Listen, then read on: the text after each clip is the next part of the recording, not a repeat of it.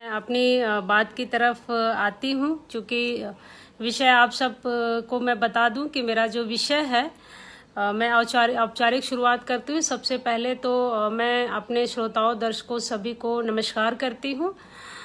विषय जो है वो टीआरपी ट्रेंड, सिनेमा से साहित्य तक। चूँकि टीआरपी से आप संभवतः अवगत होंगे, टेलीविज़न रेटिंग पॉइंट। यह मुख्य तौर पे टेलीविज़न के लिए ही प्रयोग किया जाता है। जो चैनल पे प्रोग्राम्स आते हैं उनके संदर्भ में एक रेटिंग स्केल बनाई गई है जिनको इंटम कहते हैं। ये इंडिया में जो है टेलीविज़न ऑडियंस मेजरमेंट टीम की तरफ से काम होता है। जो हमारे सेट टॉप बॉक्स लगते हैं उस सेट टॉप बॉक्स में ये फिट होता है। इससे पता चलता है कि हम कौन सा प्रोग्राम ज़्यादा देख रहे हैं। तो ये चीज़ जो है वो टेलीविज़न की दुनिया में प्रयोग होता रहा है, ख़ास करके धारावाहिकों, टेलीफिल्मों और जो सीरियल्स आते हैं उसके लिए। लेकिन ये धीरे धीरे इसका जो दायरा है वो बढ़ने लगा। इसको पीपुल मीटर के नाम से भी जानते हैं, जो टीआरपी ट्रेंड है। तो ये धीरे धीरे जब बढ़ने लगा, इंडियन टेलीविज़न ऑडियंस मेजरमेंट के नाम से एक संस्था के तौर पर इसने एक स्वरूप ले लिया। लेकिन इसको साहित्य और सिनेमा में कैसे इसका पदार्पण हुआ ये हमें देखना होगा, क्योंकि सिनेमा ने अपने प्रारंभिक चरण में साहित्य से ही एक तरह से प्राण तत्व ग्रहण किया। अगर हम विश्व सिनेमा का एक परिप्रेक्ष्य देखते हैं तो उसकी जो शुरुआत होती है वो लगभग 117 साल हो गए और भारतीय सिनेमा को भी 100 साल के आसपास होने को आ रहा है। ऐसे में ये चीज़ें कितनी तेज़ी से बदल रही हैं और बदलते हुए समय के साथ ये हमारे आसपास किस तरह से बिखरती हुई और हमारे अंतः तक घुसती जा रही हैं। जिस चूँकि ये जो मीडिया और टेलीविज़न का शब्द है वो हमारे साहित्य में कैसे घुसने लगा, ये जब बात हम देखते हैं तो ये बहुत ईमानदार फार्मूला हमें नहीं लगता है, बल्कि इसको हम दूसरे ढंग से देख सकते हैं। जैसे CLRP मतलब सिनेमा लिटरेचर रेटिंग पॉइंट। ये इस तरह से इसका बदला स्वरूप हमारे सामने आ सकता है। अगर हम सिनेमा की शुरुआत की बात करें तो 1912 में सबसे पहले एक पौराणिक सिनेमा बनी थी, उसका नाम था पुंडलिक। फिर उसके बाद आपको याद होगा, आप सब शायद इस बात से अवेयर हों कि दादा साहब फाल्के ने राजा हरिश्चंद्र बनाया। उसके बाद धीरे धीरे सिनेमा में पौराणिक कथाओं को लेकर के काम होने लगा। तो सिनेमा का साहित्य के साथ शुरू से ही एक गहरा संबंध रहा है, लेकिन आज एक पॉइंट स्केल की तरह कैसे काम करने लगा, हमारे आम जीवन में किस तरह से काम करने लगा। पारस ने जो शुरुआत की है वो गजब की शुरुआत है कि एक छोटा युवा एक छोटी जगह पे एक बड़ा प्लान करता है, जिसमें ये सारी चीज़ें निकल करके हमारे सामने आ रही हैं कि हम इनको कैसे देखें। अब जब दादा साहब फाल्के के उस सिनेमा की हम बात करते हैं और उससे हम जब बाहर निकलते हैं तब हमारे सामने और सारी बिंदु खुलते हैं। मैं कुछ चीज़ों पर ध्यान दिलाना चाहूँगी। जैसे 1931 में एक फिल्म आती है आलम आरा। अब आलम आरा के साथ ही ख़ानदान, बरसात और मुसाफिर, किस्मत, तमाम तरह की ये फिल्में आनी शुरू हो गई। लेकिन साहित्य के साथ सिनेमा का संबंध ये पौराणिक कथाओं से होते हुए बिल्कुल मेन स्ट्रीम के साहित्य से कैसे जुड़ा? वो जुड़ा 1933 में मुंशी प्रेमचंद के साथ। प्रेमचंद जी चूँकि कथा सम्राट के तौर पे सुप्रसिद्ध हैं और चर्चित हैं, आज भी वो ख्यात, आज भी लोगों में उतना ही उनका बड़ा मुकाम है जबकि 1933 में हुआ करता था। उन्होंने एक मील मजदूर के जीवन को लेकर के एक फिल्म लिखी, पटकथा लिखी, जिसको बनाया था मोहन भगनानी ने। लेकिन वो फिल्म रिलीज जब हुई तो उसमें चीज़ें बदल दी गई और यह बात तो उनको अच्छी नहीं लगी। तब उन्होंने 28 नवंबर 1934 में जैनेन्द्र जी को एक खत लिखा और लंबा चौड़ा खत लिखा, जिसमें उन्होंने अपनी व्यथा और दुख को व्यक्त किया कि साहित्य को हम सिनेमा के करीब बेशक मानते हैं, लेकिन यह समाज जो है साहित्य से बिल्कुल अलग है, हम यहाँ पर सेट नहीं हो सकते हैं। ये उनका दुख था। उन्होंने उस खत में एक शब्द लिखा था जो मैं आपसे साझा करती हूँ। ये वैल्गैरिटी को इंटरटेनमेंट का वैल्यू मानते हैं। यही लाइन जो है आज तक चली आ रही है कि वैल्गैरिटी जो है वो एंटरटेनमेंट का एक बड़ा वैल्यू स्केल तैयार करता है। तो क्या हम इसी वैल्यू स्केल के आसपास घूम रहे हैं? जैसे सिनेमा में कोई एक सब्जेक्ट या विषय या कोई टॉपिक ट्रेंड करता है, वही लगातार कई फिल्मों में दोहराया जाने लगता है, चाहे वो बरसात की सीन हो, किसके सीन हो, या फिर वैल्गैरिटी से रिलेटेड हो। तो ये एकदम से वो टीआरपी का मानक मान लिया जाता है, और चूंकि इसका जो संबंध है वो बिजनेस और व्यापार से है, व्यवसाय से है, तो दोनों के संबंध को जब हम देखते हैं तब ये महसूस होता है कि साहित्य ने सिनेमा को जो स्पेस दिया वो स्पेस साहित्य में हासिल नहीं हो पाया।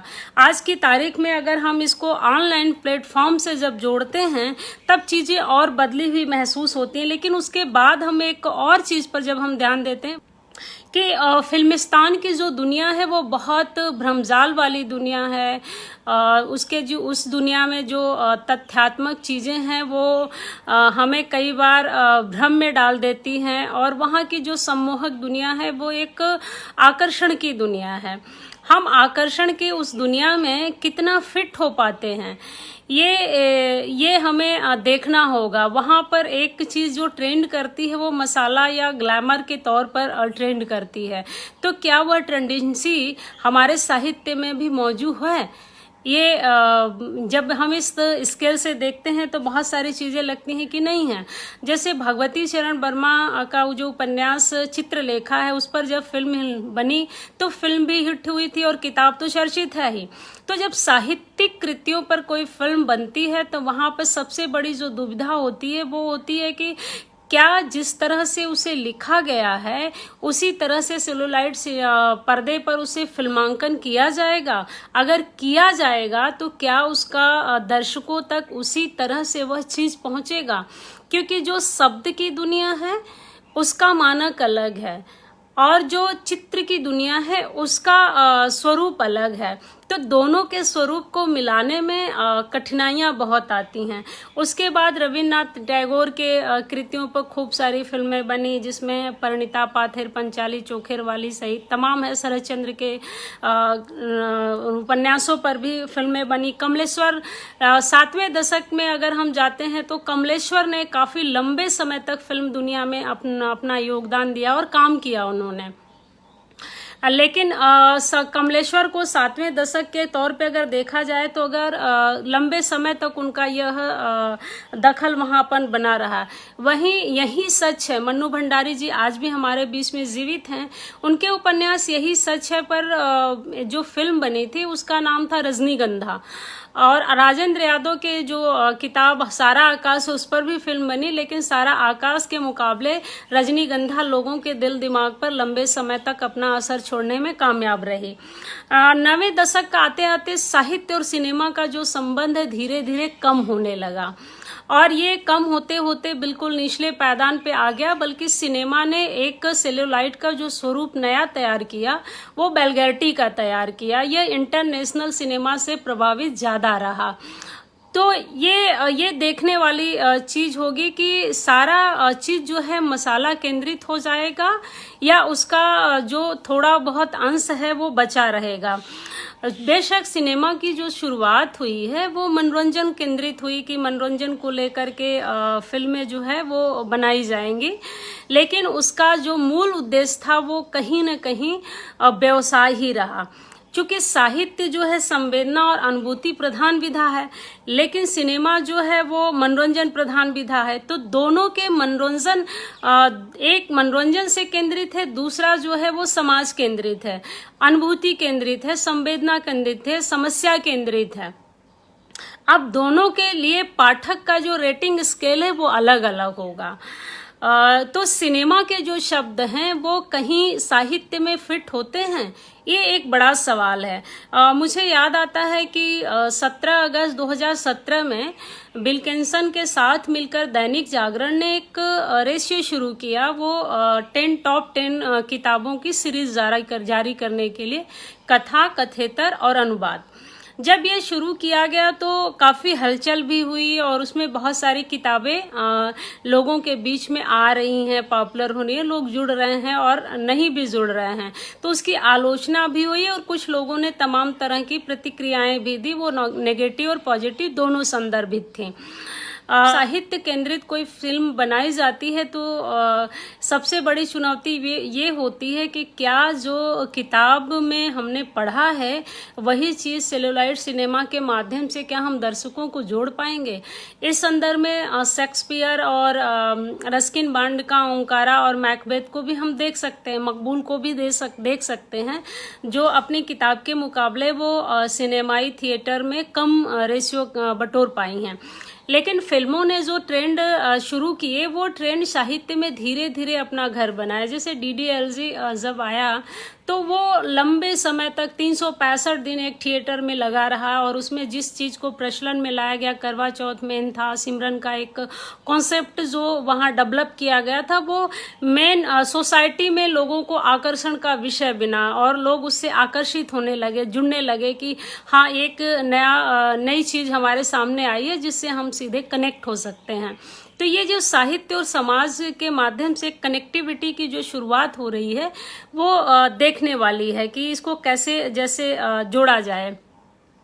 अब ऑनलाइन जो प्लेटफॉर्म हमारे सामने उपलब्ध हैं उन्होंने हमारे सामने एक चुनौती खड़ी कर दी है और एक आकर्षण भी पैदा किया है।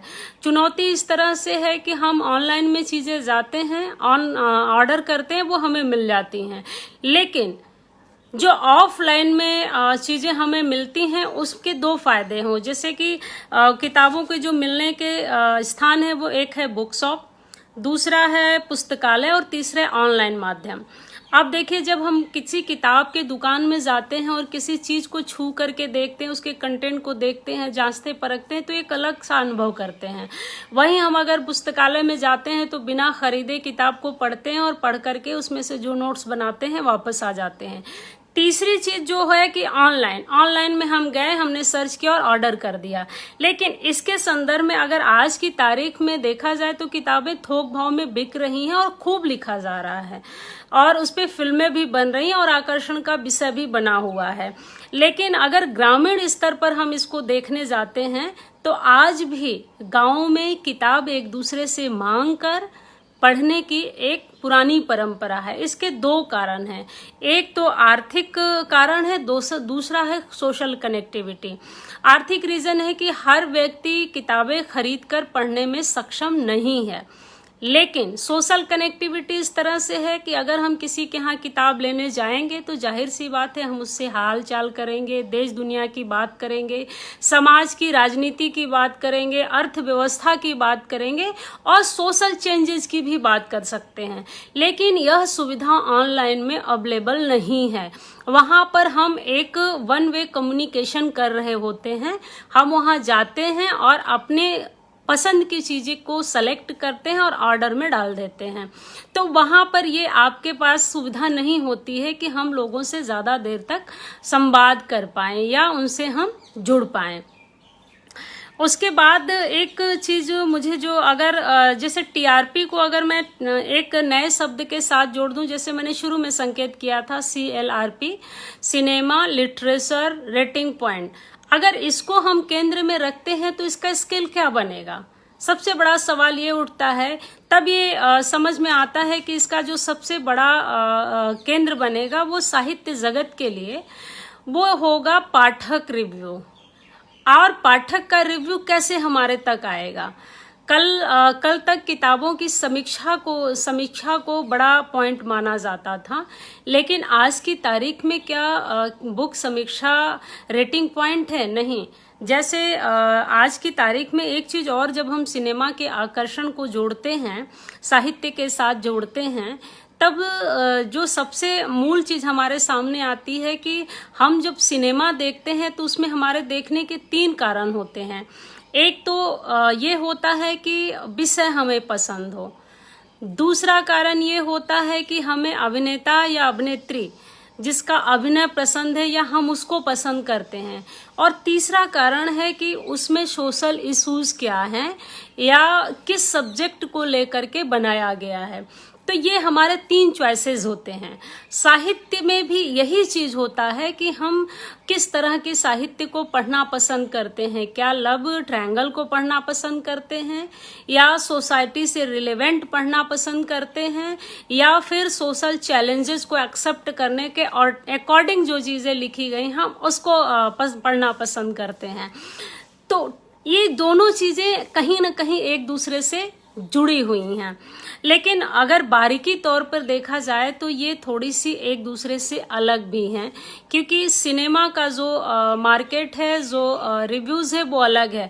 आज की तारीख में सिनेमा को लेकर के जो फार्मूला या ऑब्जर्वेशन बना है, वो प्रिंट मीडिया के जो माध्यम है, वो फिल्मों की समीक्षा के माध्यम से उसका एक बैकग्राउंड तैयार कर देते हैं कि यह फिल्म है और इसका ये चीज है। जैसे अभी गत दिनों एक फिल्म आई थी छपाक और थप्पड़, इसको लेकर लोगों में बहुत सारे रिव्यूज आए, एक दूसरे के एंटी भी हुए, और फिर कुछ लोगों का ये हुआ कि हम जाकर देखेंगे।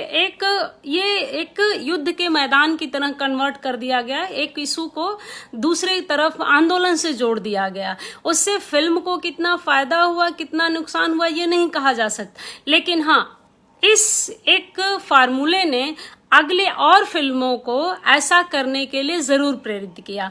ठीक यही चीज आज हमें साहित्य में देखने को मिल रहा है। जैसे पौराणिक चरित्रों को लेकर के लगातार साहित्य रचा जाने लगा है, और ये फार्मूला धीरे धीरे हिट होने लगा है, क्योंकि पौराणिक तथ्य जो हैं या पौराणिक कथाएं जो हैं, उनका कभी भी खात्मा नहीं हो सकता है, वो किसी न किसी तौर पर हमारे जीवन से जुड़ी हुई हैं। तो अब ये देखिए कि बुक पब्लिशिंग, बड़े बड़े बुक पब्लिशर हाउस में इस कैरेक्टर्स को लेकर के एक ट्रेंड सा शुरू हो गया है। जैसे अमीश त्रिपाठी को एक उपन्यास उन्होंने सोचा, सिर्फ जिसका टॉपिक भी उन्होंने नहीं तय किया, उसके लिए उनको 5 करोड़ का असाइनमेंट मिल जाता है। उनको ना सिर्फ असाइनमेंट मिलता है, बल्कि पब्लिशर के तरफ से उनको एडवांस रॉयल्टी भी दे दी जाती है। तब वो एक बड़ा आकर्षण का विषय बनता है कि साहित्य में भी पैसे हैं। सबसे बड़ी चीज ये लोगों को आकर्षित करती है कि कहाँ पर हमें मार्केटाइजेशन मिलेगा, या हमको मनी कहाँ से मिलने वाली है। उस एक कॉन्ट्रैक्ट ने लोगों को फार्मूलाबद्ध लेखन की तरफ मुड़ने के लिए एक तरह से आकर्षित किया, या फिर उनको मुड़ने के लिए बाध्य किया। तो अमीश त्रिपाठी को वो चीज मिली। उसके बाद आप उठा करके देख लीजिए कि नरेंद्र कोहली के बाद अभी इन्हें हालों में बहुत सारे लोगों ने पौराणिक चरित्रों को लेकर कविता, कहानी, उपन्यास लिखना शुरू कर दिया। मुझे 3 चीजें इस संदर्भ में ध्यान आती हैं। कविता में जैसे एक स्वप्न पास वंदना गुप्ता ने लिखा था, उसके बाद उस फार्मूला को लेकर बहुत सारी कविताएं लिखी गई। दूसरा, मुझे पोएट्री मैनेजमेंट का ख्याल आता है, जो कि 2016 में शुभम श्री ने लिखा था। पोएट्री मैनेजमेंट, उस फार्मूला को लेकर लगातार खूब सारी कविताएं लिखी जाने लगी। फिर एक मोनिका कुमार ने गुदा विमर्श लिखा, तब वो फार्मूला भी लोगों को पहले तो शोर किया, उसके बाद लोगों को लगा कि नहीं, यह चीज तो बहुत अच्छी है, बहुत जल्दी पॉपुलर होने का एक माध्यम है, इसको एक ट्रेंड की तरह हम देखते हैं, तो वो उस संदर्भ पर लिखे जाने लगे। फिर अविनाश मिश्र ने हाल ही में कामसूत्र को लेकर के कविताएं लिखनी शुरू की, तो वो विषय भी लोगों को बहुत पसंद आने लगा। तो ये सारी चीजें हैं कि जब हम साहित्य हो या सिनेमा हो, समय के साथ जब हम कोई चीज लिखते हैं, अचानक से वो हमें आकर्षित करता है, तब हम वैसा ही लिखने लगते हैं। यही लिखने की जो प्रवृत्ति पैदा होती है, वो कहीं न कहीं इस बात को सोचने के लिए बाध्य करती है कि जो चीज सिर्फ सिनेमा तक प्रतिबद्ध या रूढ़ रहा है, वही चीज धीरे धीरे चलते हुए साहित्य में अपनी जगह बनाने लगा। अब उसके बाद हम जैसे एक नए चीज के तरफ जब हम आ रहे हैं कि जो ऑनलाइन के प्लेटफॉर्म्स हैं, वो फिल्मों के रिव्यू और बॉक्स ऑफिस को बहुत इफेक्टेड करते हैं।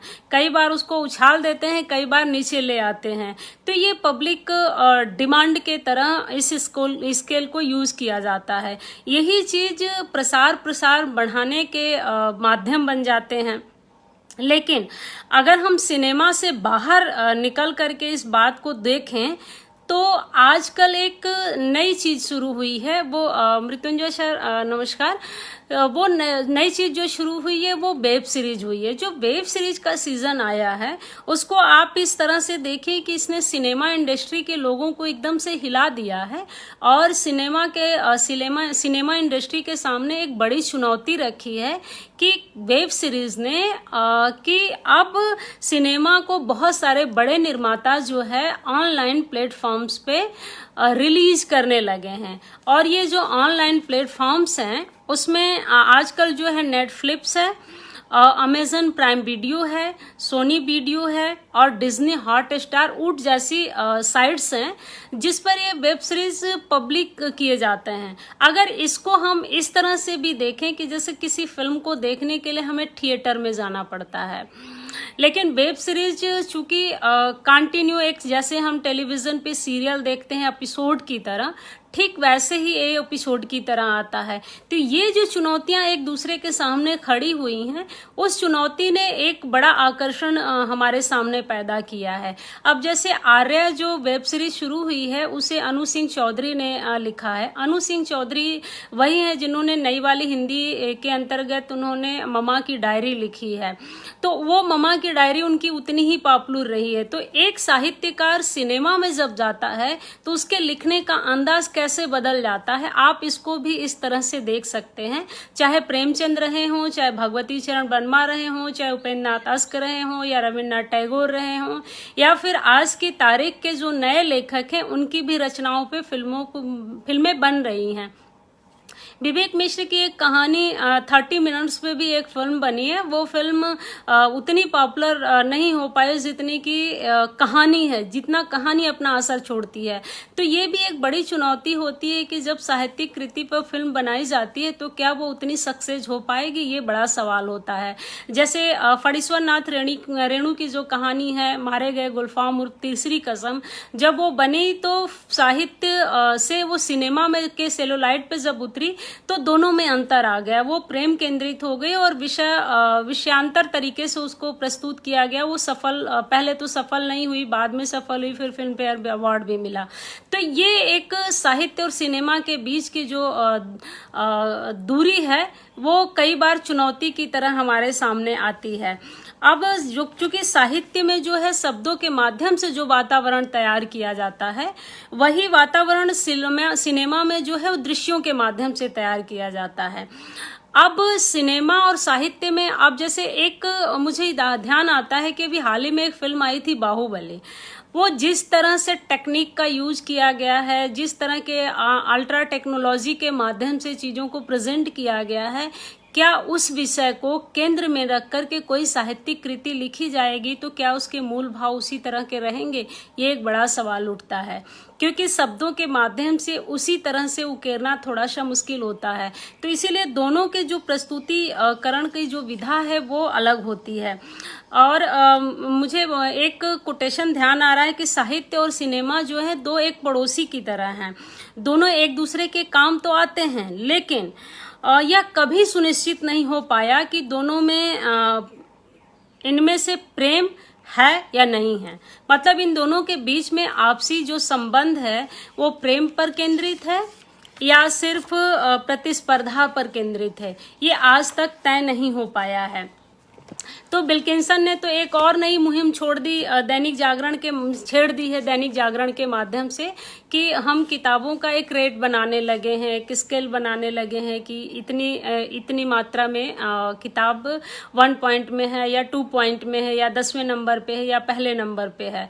तो ये जो नंबरिंग का जो कॉन्सेप्ट सिनेमा से उठ करके, टेलीविजन से उठकर सिनेमा में, सिनेमा से उठ करके साहित्य में आया है, इससे व्यावसायीकरण का जो नमूना है वो दूसरे तरह से आता है। इस बात को हम बलराज साहनी जी के शब्दों में समझे तो ज्यादा बेहतर है। उन्होंने कहा कि फिल्म कला को ऑपरेशन टेबल पर रखिए और चीर फाड़ कीजिए, तब पता चलेगा कि फिल्म कला है। दरअसल एक कला का नाम नहीं है बल्कि अनगिनत कलाओं के समूह का नाम है। तो एक फिल्म में अनगिनत कलाओं का चित्रण होता है।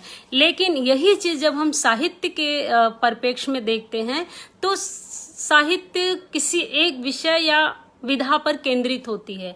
अगर एकांकी लिखा जा रहा है तो जाहिर सी बात है कि उसके एक अंक होंगे, एक विषय केंद्रित होगा। लेकिन अगर वही नाटक लिखा जा रहा है तो उसके दृश्य अलग अलग होंगे, स्थान अलग अलग होंगे और पात्रों का निश्चयन होगा। अगर वही उपन्यास की शैली में लिखा जा रहा है तो वो एक अलग कैटेरिया में होगा। और आज की तारीख में तो उपन्यास भी छोटे छोटे शीर्षकों के माध्यम से लिखे जाने लगे हैं। तो साहित्य और सिनेमा के बीच में ये जो रेटिंग का स्केल स्टार्ट हुआ है, इसने लोगों को एक प्रतिस्पर्धी बना दिया और इस कदर प्रतिस्पर्धी बना दिया है कि जो चुनौतियां, जो चैलेंजेस, जो प्रतिस्पर्धाएं सिनेमा के सेलुलाइट्स पर देखा जाता रहा, वही पेज 3 का दबाव आज के साहित्य में भी देखा जाने लगा है। हर साहित्यकार अपनी रचना को लेकर के बहुत पजेसिव और बहुत पॉपुलर हो जाना चाहता है। और एक चीज और शुरू हुआ है साहित्य जगत में कि पहले किताबें पब्लिशर ही छापते थे और उसकी मार्केटिंग भी वही करते थे और उसकी पब्लिसिटी स्टैंड भी वही डिसाइड करते थे।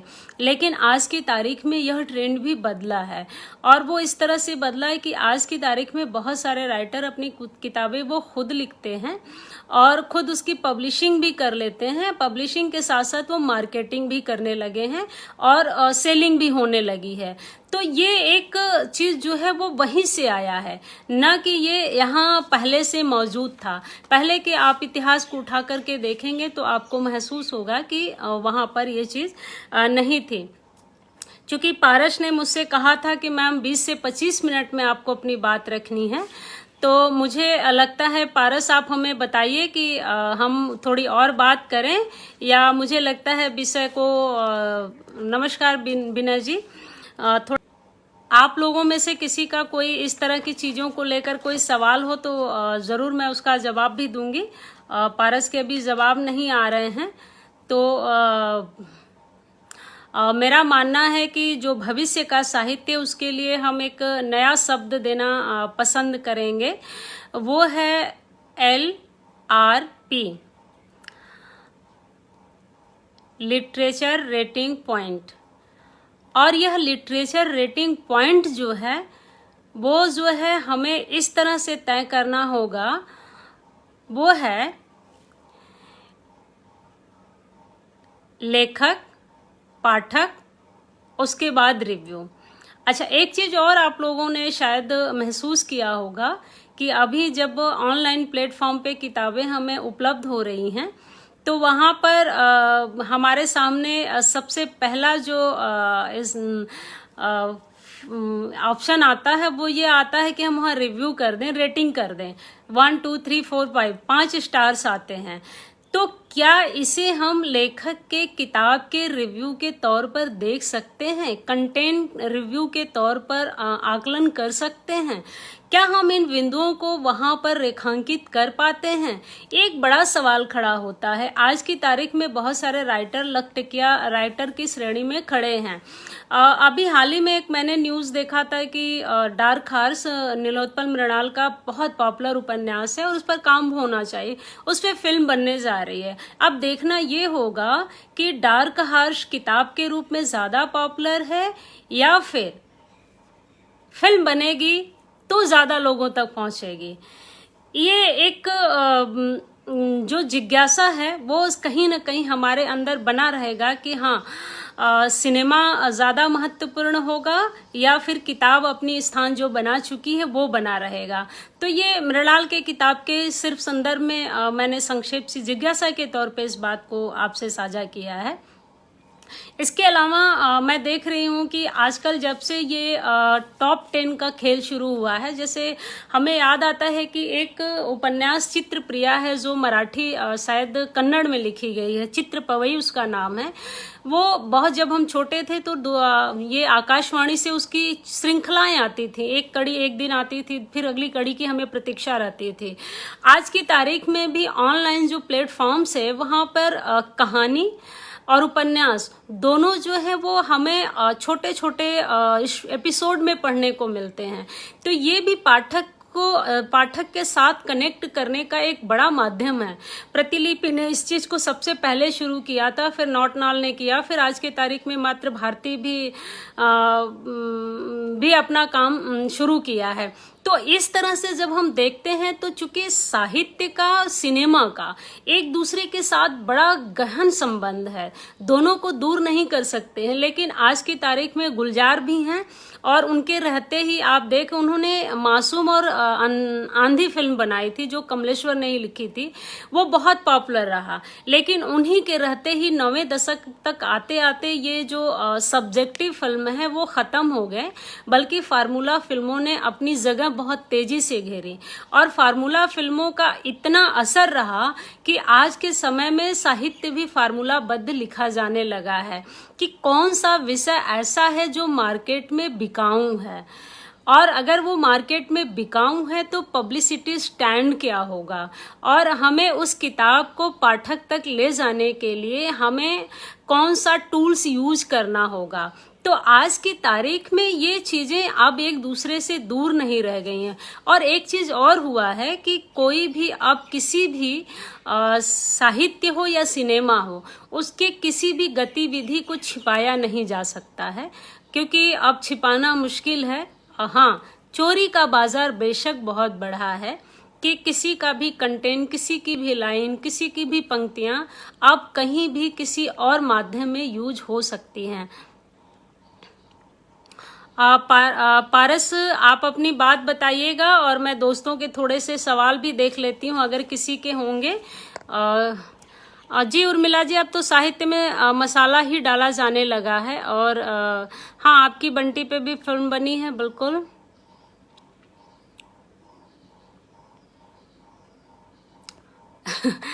जी, जल्दी पॉपुलर होने का जो ये कॉन्सेप्ट हमारे दिमाग में शुरू हुआ है, इसने कहीं ना कहीं हमें एक रेस में शामिल कर दिया है, और यह रेस हमारे लिए घातक भी है। और ये इस तरह से घातक है कि जब हम किसी रेस में शामिल होते हैं तो वहाँ दो ही चीजें हो सकती, एक विजेता होगा, एक उपविजेता होगा, हार होगी या जीत होगी। तो अगर हमारे दिमाग में यह बात सेट हो गया है कि हम हारना ही नहीं चाहते हैं, तब तो वहाँ पे सबसे बड़ी मुश्किल यही है कि अगर हम हार गए, पटखनी खा गए, तो फिर हम फ्रस्ट्रेट हो जाते हैं और अवसाद के शिकार हो जाते हैं। यह प्रचलन जो है साहित्य में भी तेजी से बढ़ा है, और बिकाऊ विषय तो बहुत तेजी से लिखा जा रहा है। प्रेम पहले नंबर पर आ गया है। प्रेम के साथ साथ मुझे लगता है कि लिव इन रिलेशन का भी सब्जेक्ट आ गया है, और अल्ट्रा मॉडर्न जो सोसाइटी है उसमें सो कॉल्ड प्रोग्रेसिव बनने का कॉन्सेप्ट भी तेजी से घर कर गया है।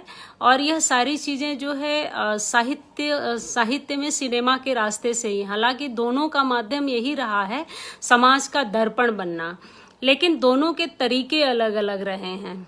कि एक का तरीका जो होता है वो विषय को विजुअली दिखाना, और दूसरे का जो है शब्दावली के माध्यम से चित्रित करना। तो दोनों का जो माध्यम है, दोनों का एक तरीका जो है अलग अलग है। बस फर्क ये है कि जो चीज़ हम देखते हैं उससे हम ज़्यादा प्रभावित होते हैं, और जो चीज़ हम पढ़ते हैं, क्योंकि पढ़ने की सबकी अपनी एक सीमा है। फिल्मों की पहुंच जो है वो ज़्यादा है बनिस्बत किताबों के। साहित्य की जो पहुंच है वो सीमित दायरे तक है, और कितना भी आप पॉपुलर कर लीजिए, कितना भी उसके लिए पब्लिसिटी स्टैंड यूज कर लीजिए, लेकिन हम एक फिल्म देखने के लिए 1000 रुपये थिएटर में बुक तो कर लेते हैं, लेकिन साहित्य केंद्रित चीज़ों से हमारी थोड़ी दूरी रहती है। हम उस पर जल्दी खर्च नहीं करना चाहते, क्योंकि उसको पढ़ना होता है, सिनेमा को हमें देखना होता है। तो ये एक दृश्य माध्यम है, और एक जो है दृश्य श्रव्य और पठनीय माध्यम है। तो ये बड़ा जो अंतर है, ये बड़े फर्क जो हैं, इसको नहीं मिटाया जा सकता है। इससे भी पाठक और दर्शक का बड़ा अलग तरह से जुड़ाव होता है, और ये जो चीजें हैं वो सिलेक्टिव ऑप्शन की तरह हैं, और ये लिमिटेड लोगों तक इसकी पहुंच है। साहित्य जैसे कोई किताब पॉपुलर हो जाती है, चाहे हम अमीश त्रिपाठी का ही ले लें या फिर चेतन भगत की ही ले लें या फिर प्रेमचंद की ही कोई कृति क्यों न ले लें, या फिर आज जो लोग लिख रहे हैं, चाहे वो नीलोत्पल मृणाल हो, चाहे दिव्य प्रकाश दुबे हो, चाहे कोई भी हो, जो पॉपुलर लेखन कर रहे हैं, क्या उनकी पहुंच सभी तक है? यह एक बड़ा सवाल है।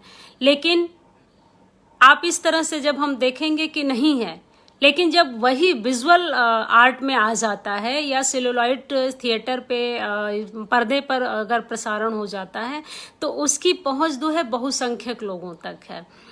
तो ये एक जो अंतर है वो हमेशा रहने वाला अंतर है, ये खत्म नहीं होगा। पारस, आप मुझे बताएंगे कि मुझे और अपनी बात रखनी है या इसको समेटूं? समाज के लिए घातक भी, जी समाज के लिए बहुत घातक है। और अभी जो वेब सीरीज का ट्रेंड शुरू हुआ है उसने तो घातक से भी महाघातक कथा रच दी है, और अब तो सब कुछ एकदम से सामने हमारे होने लगा है। और वेब सीरीज ने जो चुनौतियां खड़ी की हैं उस चुनौतियां तो हमें नहीं लगता कि हम बहुत जल्दी बाहर आने वाले हैं।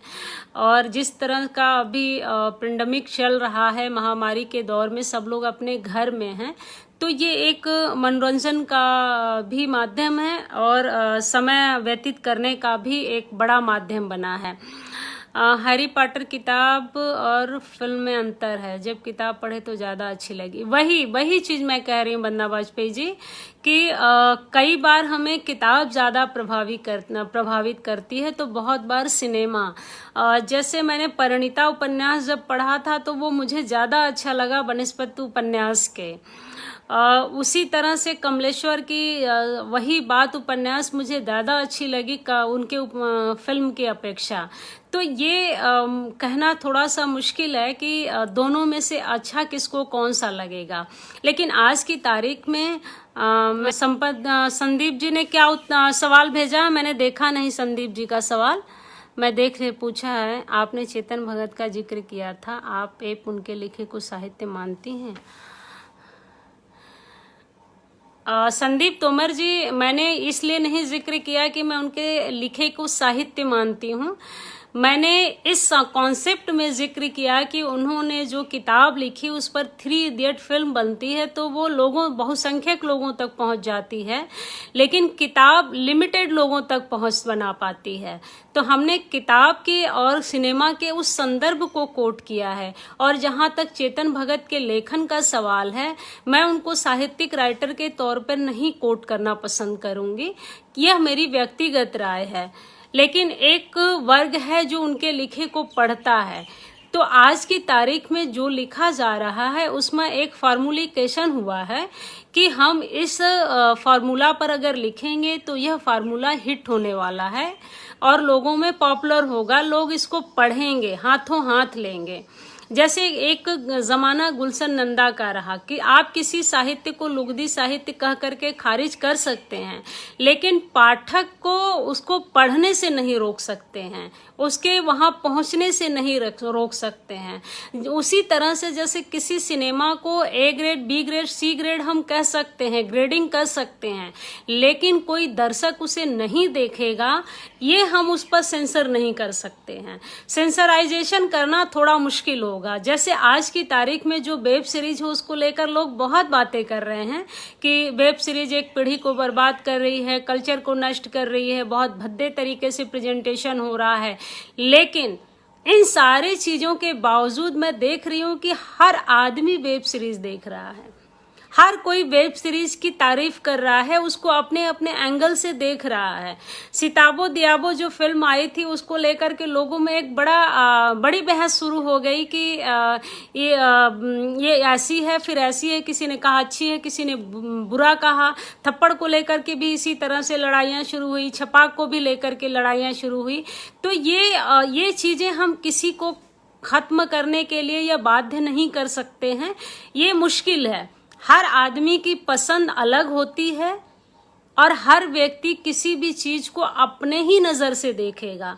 हम उसको उसी नजर से या अपने अनुसार देखने के लिए उसको बाध्य कर ही नहीं सकते हैं।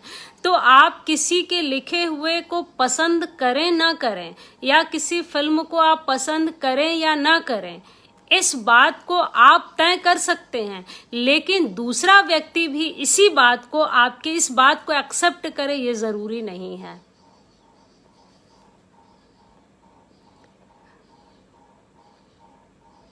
हाँ ठीक है पारसमणि, मैं इस सवाल के साथ तो संदीप तोमर, इसके अलावा भी अगर किसी का कोई सवाल होगा तो मैं बाद में देख लूंगी। पारस के तरफ से संकेत आया है कि मैं इस संबोधन के साथ अपनी बात खत्म कर सकती हूँ। बहुत शुक्रिया पारसमणि। और पारसमणि के बारे में मैं थोड़ी सी जरूर तारीफ करनी चाहूंगी कि पारस अभी बहुत छोटे हैं, 24 ईयर के हैं, और आप सबको पता है कि तारक मेहता का उल्टा चश्मा जो बहुत पॉपुलर है, सब टीवी पे आता है, उसके टेक्निकल टीम के एक हिस्सा हैं ये। इन्होंने मुझे इनवाइट किया, इस बात के लिए बहुत शुक्रिया करती हूँ। लेकिन सबसे ज़्यादा शुक्रगुजार ऊर्जावान युवा पारस हैं, जिन्होंने एक योजनाबद्ध तरीके से एक इंटरनेशनल फिल्म का आयोजन किया। ऑनलाइन ही सही, ऑफलाइन उनका ये योजना था, लेकिन इन्होंने ऑनलाइन के माध्यम से अनगिनत लोगों को जोड़ा। तमाम तरह के विषय बिंदुओं से कला साहित्य को एक दूसरे से जोड़ने का काम किया। इस बात के लिए पारस साधुवाद के पात्र हैं।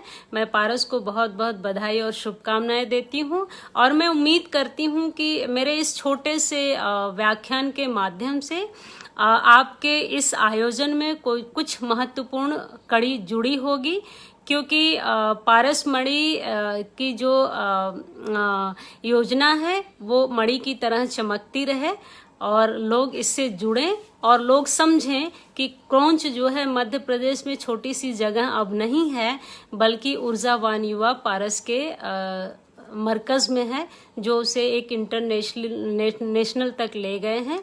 तो साहित्य, सिनेमा और समाज, यह तीनों एक दूसरे से जुड़े हुए हैं, और पारस जो है इन्हीं सारी चीजों को जोड़ रहे हैं। इस बात के लिए हम उनको साधुवाद देते हुए आप सभी दोस्त मित्रों को नमस्कार कहती हूँ। उम्मीद करती हूँ कि सबको अपना विषय समझ में आया होगा। शुक्रिया, नमस्कार।